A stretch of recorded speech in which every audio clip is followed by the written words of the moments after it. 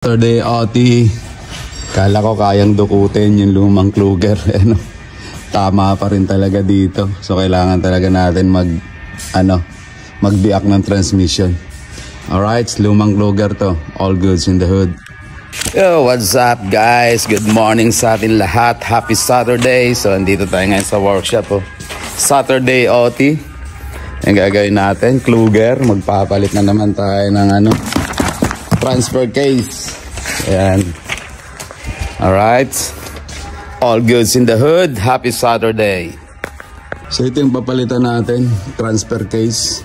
So yung mga modelong Kluger kasi tsaka mga RAV4, kailangan mong biakin tong transmission pag ihiwalayin mo. Tapos ibubuka mo ng konti para mailabas mo tong transfer case. So ngayon ito lumang Kluger to. Try nating tanggalin yung mga bolts nya kung mahugot. Pag hindi, talagang magbibiak din tayo ng transmission para mailihis lang ng konti kasi tumatama kasi yun dito. Yan, tumatama dito. So tignan natin kung magagawa natin ng paraan. Alright, all goods in the hood.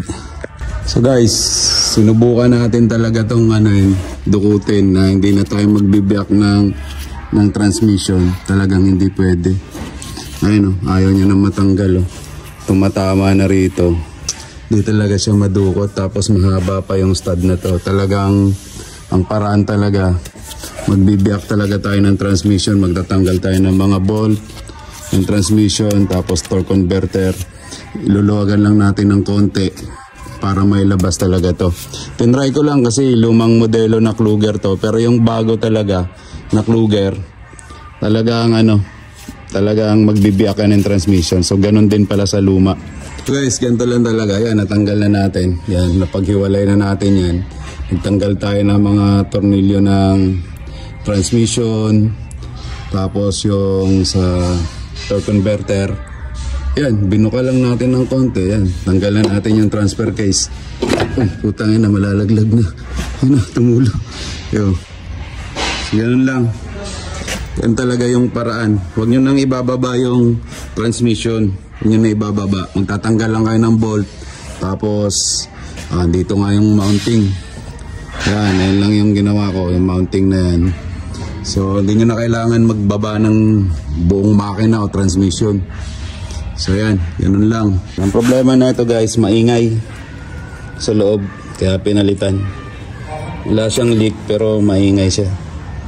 Kaya pinalitan ng assembly, yung parcel natin. So yan, kakabit lang natin yan. Yan, maglagay lang kayo ng jack dito para for safety.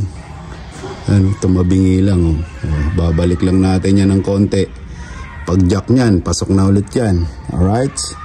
All goods in the hood. So yan guys, nakabit na natin yung bagong transfer case natin. Yan. So ito, angat lang natin to ng konti. Lagyan ng mga bolts.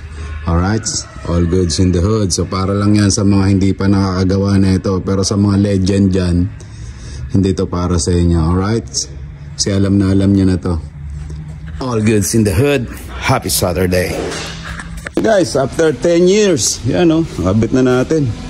Yan, bagong transfer case. Yan, all goods in the hood. So ganun lang yung mga diskarte yan. Huwag nyo na kailangan ibaba to. Ililihis nyo lang konti pero magtatanggal kayo lahat ng bolt ng transmission tsaka sa torque converter. Huwag na kayo magtanggal ng mounting ng drive shaft dito. Ilihis nyo lang, mahugot na to. Alright? All goods in the hood.